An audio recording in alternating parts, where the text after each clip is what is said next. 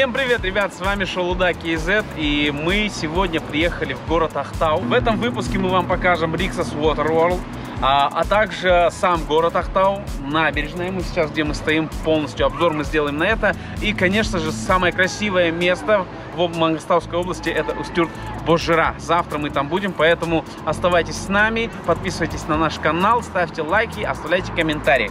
Сәлем достар, түсінгеніңізде біз Ақтау қаласына келдік. Сіздерге көптеген мәліметтер ұсынатын боламыз. Біздің каналымызға тіркеліп, және де бізбен бірге болыңыздар. Қазақстанның оңтүстік батысында орналасқан Ақтау Маңғыстау облысының орталығы болып табылады. Бүгінгі күні Ақтау қаласы Қазақстандағы жалғыз теңіз портты аймақ. Ақтау туралы қызықты ақпаратқа құлақ түріп өтіңіздер. Ақтауда теміржол вокзалы жоқ. Пойыздар Маңғыстау станциясына келіп тоқтайды. Еліміздегі көше атаулары жоқ жалғыз қалада осы Ақтау. Көшелері ықшам ауданмен бөлінеді. Ақтауда тұщы су да жоқ. Тұрғындары Каспийдің суын тұщытып ішеді. Бұл қалада көп нәрсенің жоқтығына қарамастан Маңғыстау облысының туризм басқармасының мәліметі бойынша соңғы жылы туристер саны 116%-ға артып, 200 мың адамнан асып түсті. Бұның себебі мен сыры неде? Жауабын бірге тауып көрейік. Алдымен тоқтаған жерімізді көрсетіп өтейік.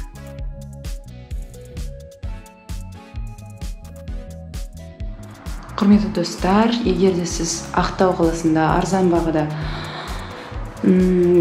гостиница таба алмасаңыз, осындай квартираға тұруға болады. Мінекей, бұл жерде өзінің кухнясы бар. Үй жилой комплекстің аты Астана екен. Үй жаңа. Мінекей, барлық керекті заттар бар. Келесі бөлмеге кеттік. Келесі бөлме бізде зал. Телевизоры бар, интернет барлығы бар. Мінекей, мына жерде қалаға көрініс. Және де келесі бөлмеге кеттік. Келесі бөлмеде біз мінекей двухспальный кровать, үтіктеуге болатын үтік, гладильная доска, және де Каспий теңізіне көрініс. Панорамный окна. Бұл бөлменің, бұл квартираның бағасы тәулігіне 15 мың. Біз қазір Ақтаудағы бір әдемі жерлердің біріне келдік. Бұл Скальная тропа. Бұл жерді саммит болған кезде салған болатын. Қазір барып соны сіздермен бірге көреміз. Мына жерде көрініс тайсаңызшы. Басқа шетелге барудың мүлдем қажеті жоқ, осында келден олсаңыздар. Қандай жақсы. Ақша да басқа елге кетпейді. Осындай кереметті өзіміздің қазақтардан да көруге болады. Сондықтан менің ойымша бірінші басқа елден гөрі өзіміздің қазақтың жерін дамытып, осындай жерлерге келгеннен артық ештеңе жоқ.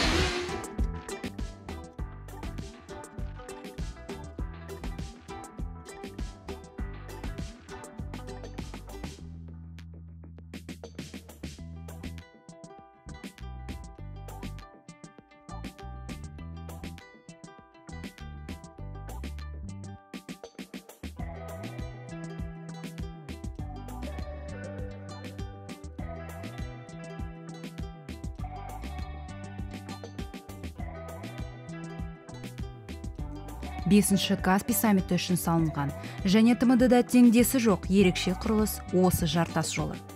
Теңіз бойындағы бұл жобаны жүзеге асыру үшін 1,5 жыл және 2 миллиард теңге қаражат кетті. Оның ұзындығы 1,5 километр. Жол аймағында 1000-нан астам саты, пирстер, көрініс площадкалары және үңгір бар. Құрылыстың барлығы қолмен жүргізілді. Себебі техника бұл жартастарға жақындай алмас еді. Қазір бұл жартас жолы Ақтаудағы ең ірі туристік орындарының бірі. Негізі бұл жердің нақты мекен жайы жоқ. Бірақ жолға кіру 4-ші шағын ауданның жағасында орналасқан.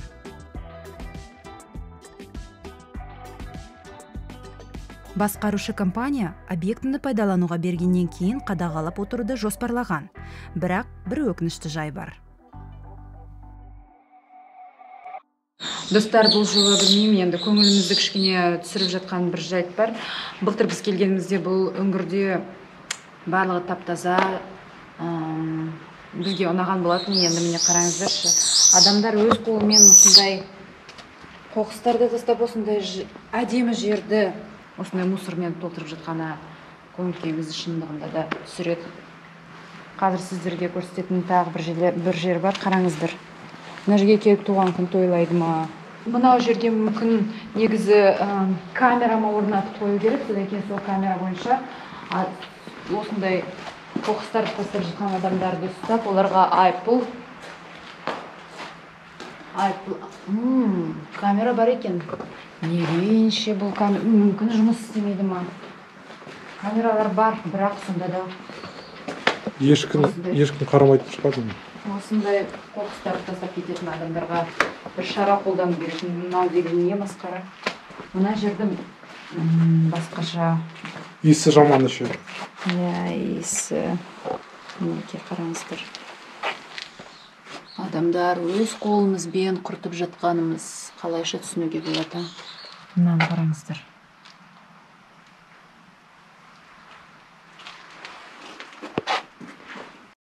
В городе Ахтау очень красивые закаты, и чтобы увидеть красивый закат, мы пришли в ресторан Ля Море. Это кафе. Кафе. Это даже кафе. Посоветовали это кафе. Бұл жердің өте әдемі көріністі көруге болады деп айтқан. Қазір сіздермен бірге осы жердің интерьерін, бағаларын және сол әдемі күннің батқанын көруге барайық. Кеттік.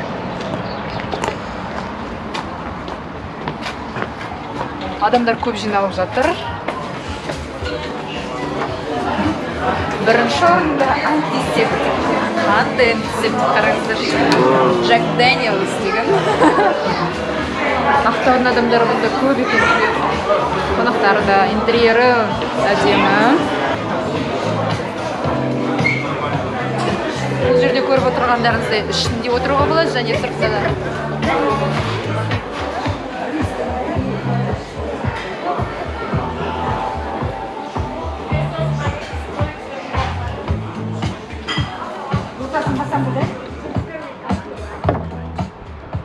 Қандай әдемі тамаша көрініс қараңыздар. Күннің батуы да бұл жерде ерекше, қызарып батады екен.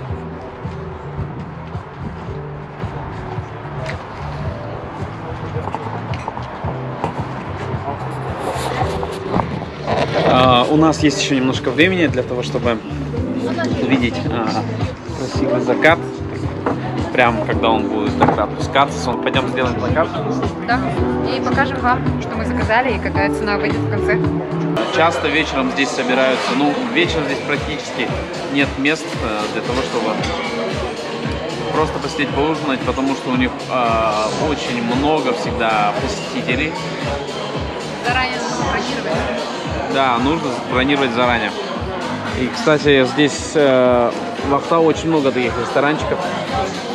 Вот принесли нам наше блюдо, это курочка Эль Амор. Ля Море. Это салат. Я не знаю. Короче, авокадо, семга. Салат Ля Море. Либо стейк с гарниром.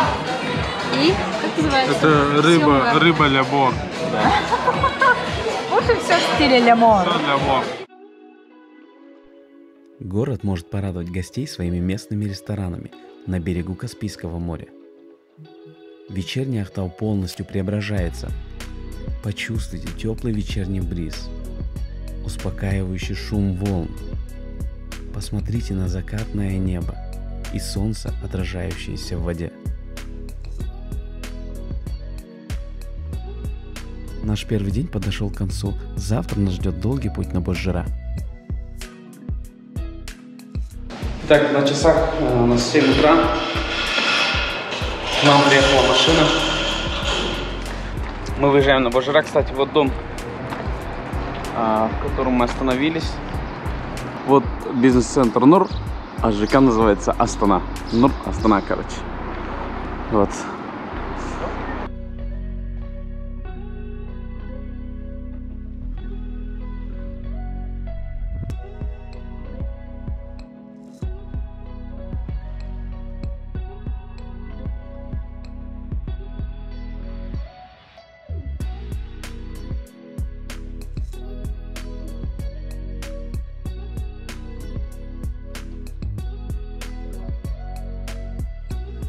Мы на полпути остановились заправиться.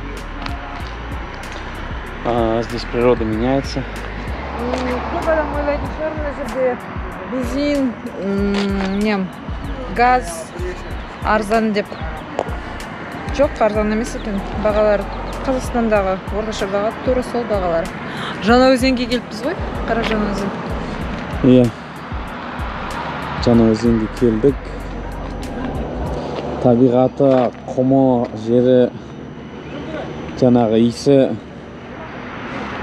Дубайға келетін сияқты бар, Так, мы приехали в Жаңаөзен. Это последняя точка, где будет ловить интернет, поэтому мы решили, нам сказали заплатить налог. Әр адам басына 291 теңгеден екен. Жаңаөзенде интернет болғасын, жаңа айтқандай Каспий банк бойынша төлеп алады екенсіз. Міне қараңыздар, налог, физические лица, прочие налоги, налоговые поступления дейді КБК 107-110 екен. Қаракиянский район, жыл 2021, сосын өзіңіздің иін мен аты жөніңіз жазасыз, назначение платежа бозжыра, и соңында бір кісі төлеуге болады, барлық кісіге. Бізде мысалы 4 адамға 1164 теңге шықты. Соны төлеп тастаймыз да, соны скрин жасап, кіретін кезде көрсетеміз. Бізде қазір бір легкий перекус, завтрак болып жатыр, жолда тамақ жейтін жер жоқ болғандықтан бір магазинге кіріп барлығымыз бір самсадан, сосын шұбат алып алдық. Шұбат, кстати, 900 теңге дейді литрі. Соны барлығымыз ішіп, самсамен жеп жатырмыз. Қарындары ашпайды кешке дейін. Иә?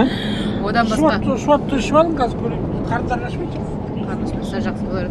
Кешке дейін өткені боламыз. Өзіміз бірге тағы тамақ алып алғанбыз. Сонда да мына самсасын көрейік деп жеп жатырмыз. Самсасы қалай екен? Тамаша керемет. Самса тәтті. Зор. Қойш, туф, шап, ей! Атамыз айтқан тұра қуыстағы ағаш бар, тұра көріп тұрған тұста ағаш тұра. Иә. Қуыстағы дәл сол жерде жер асты мешіті бар. Сол жерге барамыз, а? Иә, сол жерде барасыздар. Шопан атаға келдік, қазір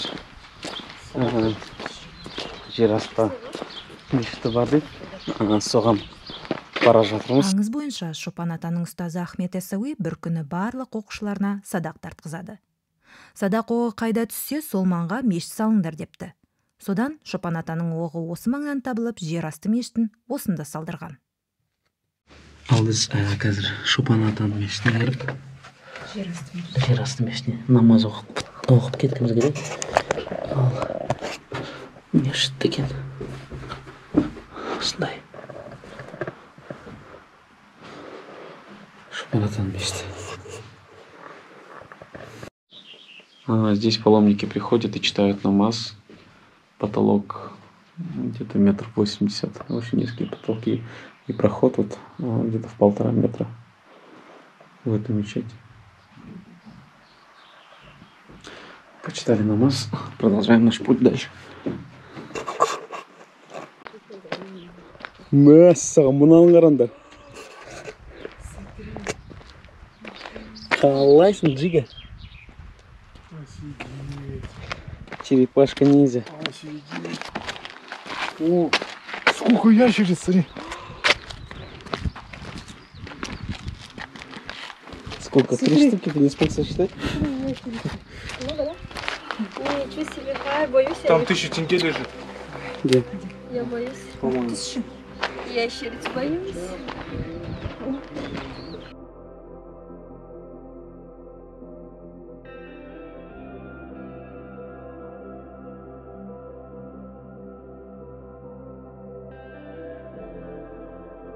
Шақпақты деген жерге келдік. Это просто вау!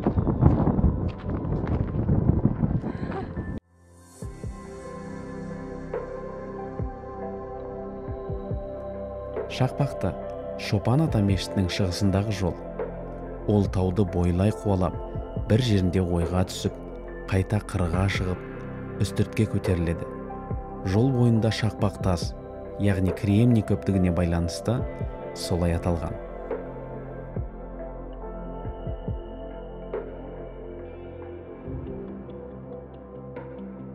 Алтын. Плата үстірт. Шықтық па?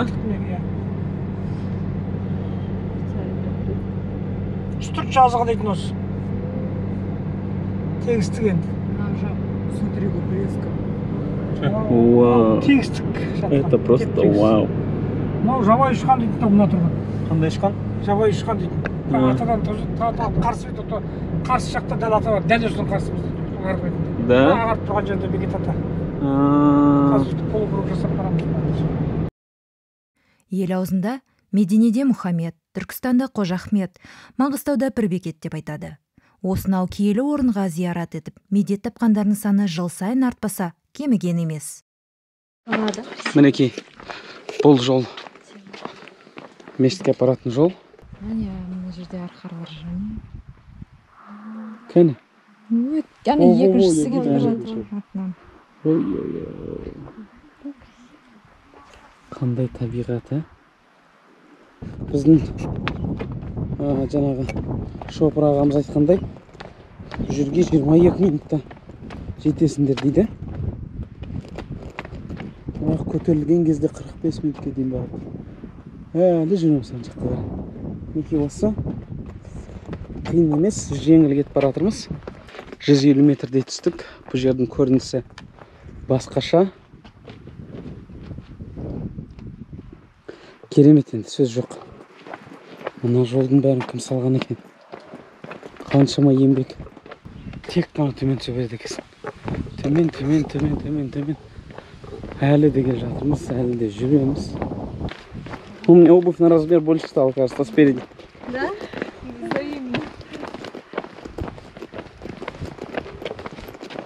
Сансы қалбасы.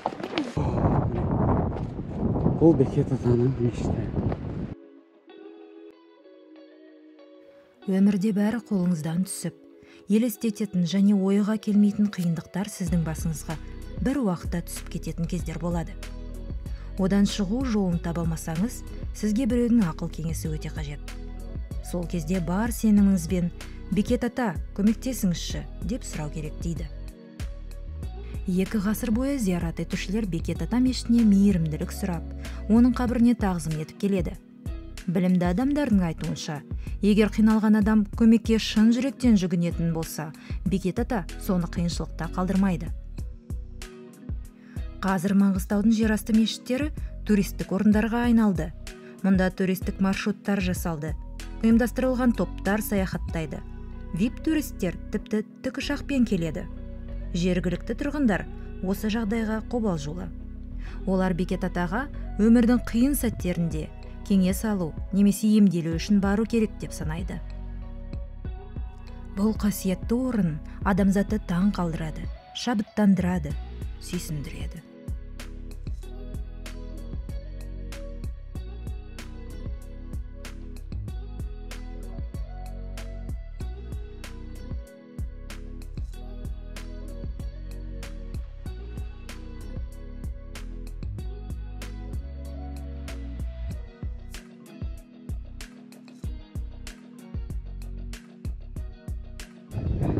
Мінекей достар, біз Бозжыраға келдік. Бозжыра шатқалындамыз. Бұл Ақтау қаласынан 300 км қашықтықта екен. Біз примерно 2-3 сағаттың ішінде осы жерге жеттік. Қазақстанның әрбір аймағында өзінің ерекше табиғаты болады ғой. Табиғаттың сұлулығы, мысалы солтүстікте Бурабай болса, оңтүстікте Отырар, Түркістан, шығысында Қатон-Қарағай, ал Маңғыстау облысының бір кереметі визитный карточкасы осы Бозжыра шатқалы екен. Қараңыздар, қандай тамаша. Посмотрите, друзья, какая здесь красота. Ради этого стоит жить, это стоит посмотреть, обязательно приехать и увидеть всю эту красоту, созданную природой. Это энергия космоса, такое ощущение, как ты находишься вообще в другой, не знаю, как это объяснить, в другой планете, туман. Посмотри, просто, она такое огромное, вообще, получая энергию. Бозжыра өңірдегі ең танымал туристік нысан, әрі табиғи ескерткіш. Биіктігі 250 метрге жетеді. Бұл аумақтан тасқа айналған ұлу қабыршықтарын, теңіз кірпісін, тіпті мезозой дәуіріндегі Тетис мұхитында өмір сүрген акуланың тісін де табуға болады. Ежелгі мұхит орнында әктастар мен құздар түзіліп, Маңғыстаудың мақтан тұтар орнына айналды. 7 қараша 2020 жылы әлеуметтік желіде Бозжырада қонақ үй салынады деген ақпарат тарады. Бұған жергілікті тұрғындар қарсылық білдіруде. Олар қонақ үй құрылысы Бозжыраның экожүйесіне зардабын тигізіп, шатқалдың ерекшелігін жояды деп алаңдауда. Ал сіздің ойыңызша, осы жерге қонақ үй салып туризмді дамытқан дұрыс па, әлде осы қалпын бұзбай қалдырған жөн ба? Осыған пікірлеріңізді жазып кетіңіздер.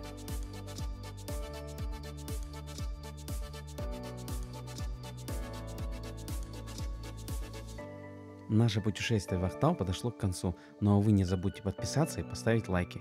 А кстати, подождите, мы еще покушали фиш-пармак, посмотрите, как это было. Бозжырадан Ақтау қаласына келдік. Знаменитый фиш-бармак, бес-бармак из осетрины. Мы очень проголодались и хотим покушать, и заказали заранее. Первый раз в жизни мы сегодня хотим попробовать фиш-бармак. На подходе наш фиш-бармак. Ничего себе. Вау! Красиво. А тарелка вполне, да? Вот так выглядит. Такой красивый. Че? Пойдем. Я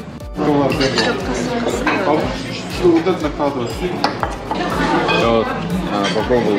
Вот сурпа сразу дают здесь. Сурпа из рыбы. Как-то... На любителя. Да. На любителя это как. И сочетание вообще теста с рыбой непривычно, честно. Мы такое не знаем просто поэтому.